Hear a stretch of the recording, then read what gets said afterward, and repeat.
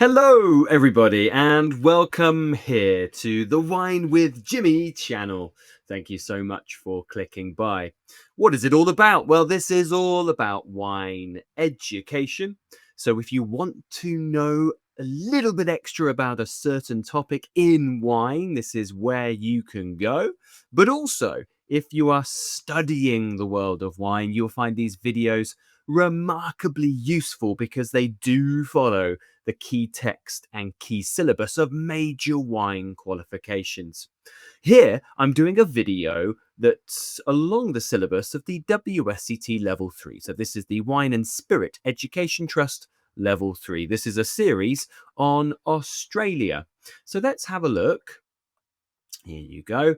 I'm doing a 6-part thriller on Australia with the first two videos, this video and the next one on grape varieties, being available to everybody on the Wine with Jimmy YouTube channel. But videos 3, 4, 5 and 6 are only available to those of you who subscribe to the Wine with Jimmy e-learning portal. You can go across to www.winewithjimmy.com to find out more information if you need to. And also, I'd like to hear from you. So if you have a comment or a question about this video, maybe you have been to Australia, you have a certain favorite type of grape variety, food and wine matching, please do get in touch in the comments section below this video. So let's get stuck into Australian wine. So first of all, the location.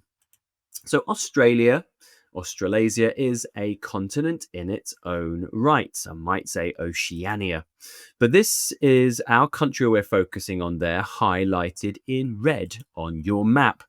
Now, Australia's landmass is similar in size to the United States of America, and in fact, it is larger than Europe.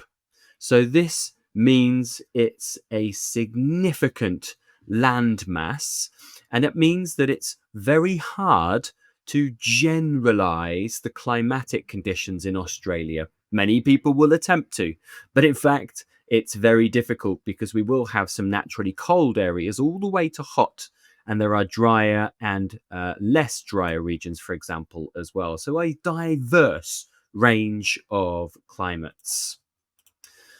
So the first thing we should note, though, like you saw on the last map, and you get an idea here because I've put the latitudes on, we are generally looking at quite low latitudes. So these are around most sort of vineyards between 30 degrees and 30 degrees and 37 degrees south.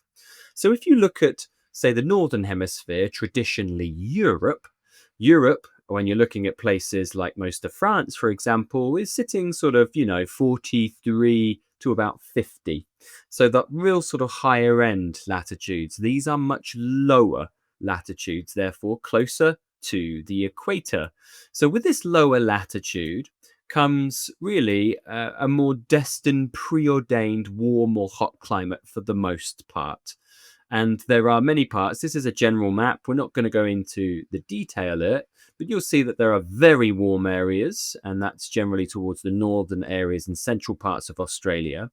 And then when you get to the southern sections where actually most of the populace live, certainly around, say, Adelaide to Melbourne to Sydney, the temperatures do drop. So we generally have maybe more moderate climate conditions in those. And Tasmania would be naturally cold, the island to the south of Australia. You'll see it there in that kind of dark blue shade. So that gives you an idea here. Most of the vineyards for Australia are around the sort of blue and very sort of beigey white color of that map, because it's where most people live, and that's where they're thirsty, and that's where they plant vineyards, of course. But there are moderating effects because many of the regions are tempered by their proximity to either the Southern Ocean, which is what affects most of this map area here. So areas around, say, Adelaide, Melbourne, and that sort of area. So really where the kind of light blue is on the left-hand side of this map. And that's the Southern Ocean, an ocean which Antarctica is a part of, so generally a cooler ocean. But also the Indian Ocean. The Indian Ocean's not on the map you see on this screen, but when you go across to West Australia, the Indian Ocean is one of the warmest oceans, and that will certainly have an impact in areas like Perth, for example, and regions in Western Australia like Margaret River. There's also the Murray-Darling Basin here, which also has a tempering effect on regions in the central part of southeastern Australia. And mountains, topography here. Some areas, such as Adelaide Hills and areas like Eden Valley, Clare Valley, are cooled by altitude. And this could be 300, 400, 500, sometimes up to 600 meters of altitude. Many producers are actually seeking sites with these cool or moderated climates, and plantings have increased in high altitude locations on the mainland and in Tasmania, which also has a more higher latitude. I've given you a nice map there to give you an idea of the relief, the topography in Australia. You'll see it's fairly hilly and mountainous in Tasmania, and then the Great Dividing Range, the GDR, which pretty much comes down most of the eastern part of Australia and into the southern part of Victoria, and that's providing a lot of altitude. So a lot of regions are found within the Great Dividing Range. Now, rainfall. In many regions, rainfall is low, and irrigation in the growing season is in fact a necessity. Certainly in some of the large production areas such as southeastern Australia, Riverland, Riverina, Murray-Darling, but also places like Barossa, Hunter Valley, for example. Drought can be a significant problem, and in extreme years, the Murray River, which provides normally the vital source of irrigation, it may actually run exceptionally low, which can severely impact not only viticulture, but also agriculture. And there are extreme weather events here as well. Those dry conditions combined with high summer temperatures mean that bushfires are a very real risk in certain areas.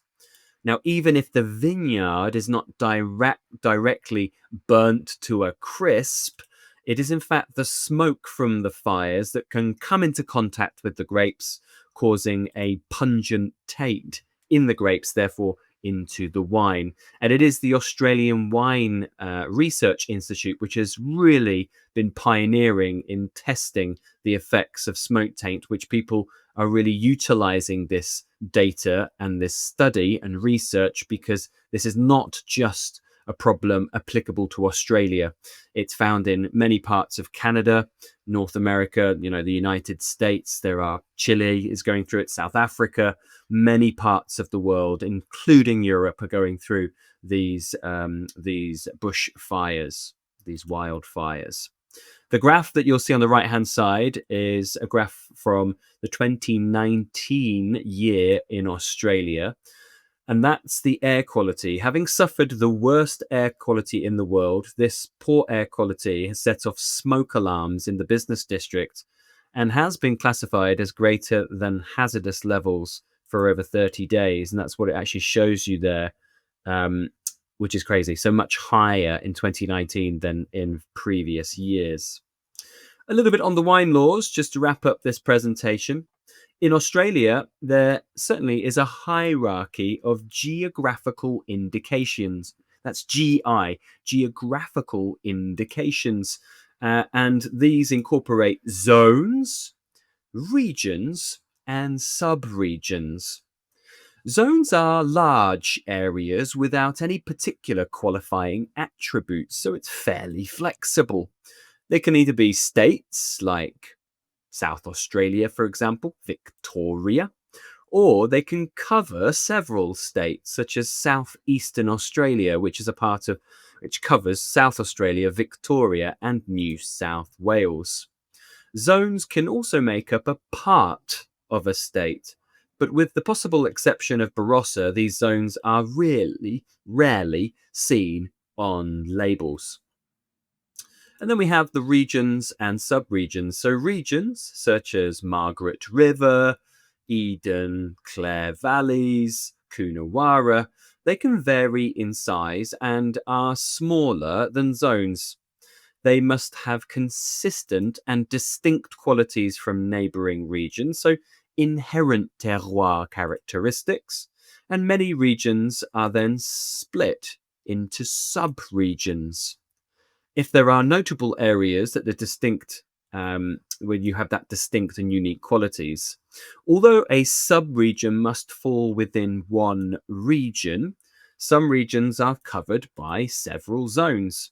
So Eden Valley, as mentioned before, is a region within the Barossa zone. The Barossa zone holds Barossa Valley, the lower lying land, and then Eden Valley, the higher lying land.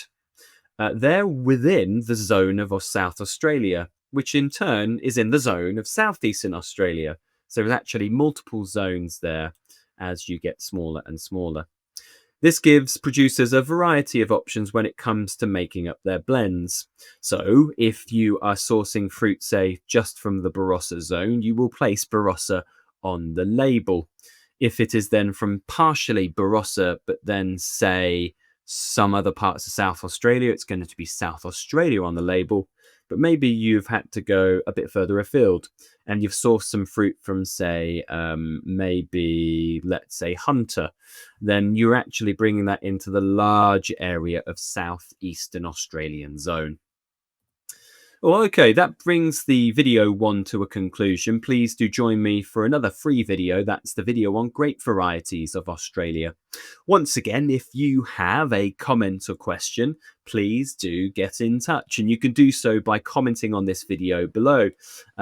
It's always nice to hear from you. If you have any experience with Australian wine in your certain market, any favourite styles, have you visited, have you experienced the climates, bushfires, low rainfall, those kind of things, it would be great to hear from you. And if you do find yourself in the United Kingdom, come and say hello for a glass, or bottle. I've been Jimmy Smith. Thank you very much.